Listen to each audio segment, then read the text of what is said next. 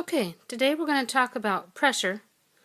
Pressure is force divided by area. And we've talked about forces in our last chapter. Remember, forces are pushes or pulls. So if you take a force and you subject it in a certain area, that certain area will feel a certain amount of pressure. And you can have pressure in the air, and you can have pressure in fluids like air and water, and that's going to be the focus of this video. Now remember, forces are measured in newtons, capital N. And for this equation here, pressure equal force divided by area, area is measured in meters squared. So the standard unit for pressure, for how we measure pressure, is called the Pascal.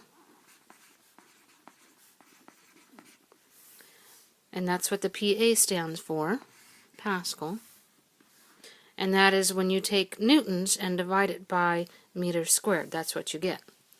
Now in our class we did a project with bottle rockets, and you put some pressure into the main chamber.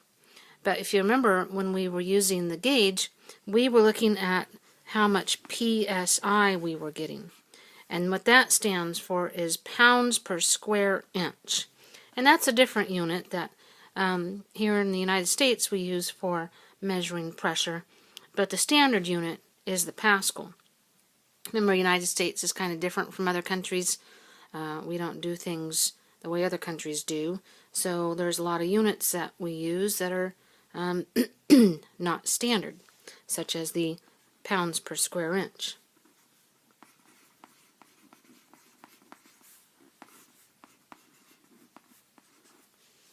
Pounds per square inch. Alright, now the ordinary pressure of the air surrounding us is 14.7 pounds per square inch. That's a lot of units that you're going to find on the internet.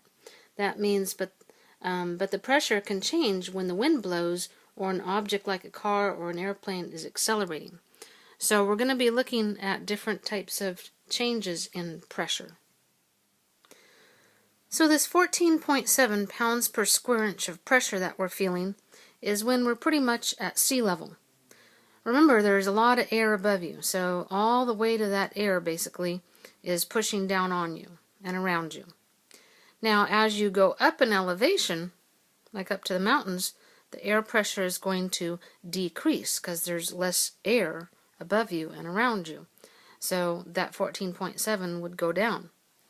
And consequently, if you were to go down in the water, the deeper you go, the increase of pressure you will feel. Just think about when you dive into the deep end of a swimming pool, don't you feel kind of funny in your ears there? They kind of hurt. Well, it's because you're getting more pressure exposed to them. And vice versa, when you're going up to the mountains on a car ride, don't you feel that kind of funny feeling in your ears, like you got to pop them? That's because of the change in the air pressure. The air pressure is less up in the mountains. Now, one important principle to remember is that wherever the air pressure is higher, there will be a stronger force or push against an object. It's also helpful to know that when an air particle speeds up, it actually pushes less. Imagine that fast-moving air particles are in so much of a hurry that they don't have time to apply force. This principle is used in airplane wings to make planes fly. When a plane moves along the runway, the air above the wings speeds up more, lowering the pressure, so that the air below the wing can push the plane upward.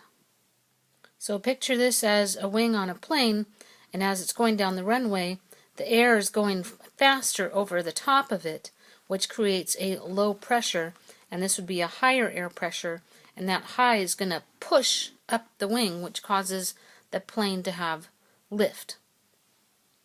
So here's a demonstration on that same principle. I've just got two balloons hanging there, and I'm going to blow air right through the middle of them. I'm going to try and blow fast. Notice what the balloons did? They came towards each other because the air going through here was going faster, so it had lower pressure. So around here, there were higher pressures, and that pushed them together.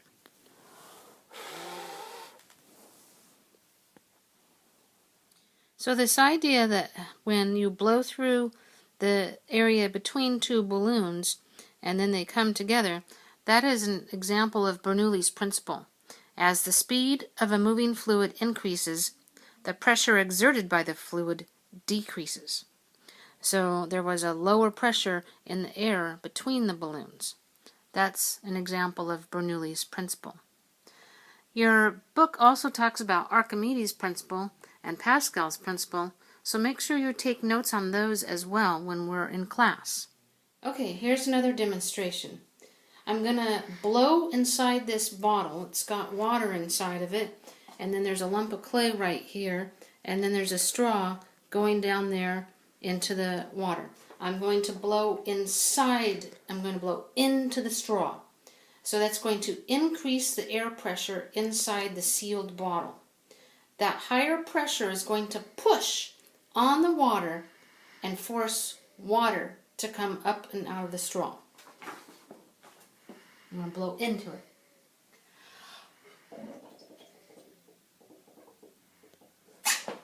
Woo! Anybody got a towel? Can I? Okay, here's another demonstration here. Compliments of Bill Nye the Science Guy.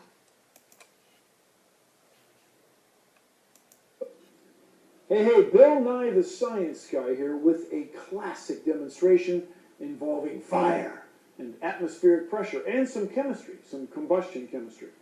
So here is a water balloon, a pretty small volume of water in a balloon on a glass classic milk bottle. The water balloon doesn't fit inside. But if one lights a fire in there with, say, this very small scrap of paper, some of the gas that's in the bottle right now will be driven out into the room. And the balloon will shake as the hot gases go by. But as soon as the fire goes out, atmospheric pressure pushes the balloon into the bottle as though driven by a giant's thumb. Well, anyway, the balloon is stuck, and I'll show you. If you grab the knot of this balloon, you can pick up the whole bottle. That's because air cannot get around the balloon back in the bottle. The balloon holds its shape in the bottle. But using an ordinary straw, this I guess is a coffee stirrer that's hollow, placing it next to the balloon, now air can go through the straw to the back of the balloon, and the balloon will distort and come right out, as if by magic. But it's not magic, my friends. It's science.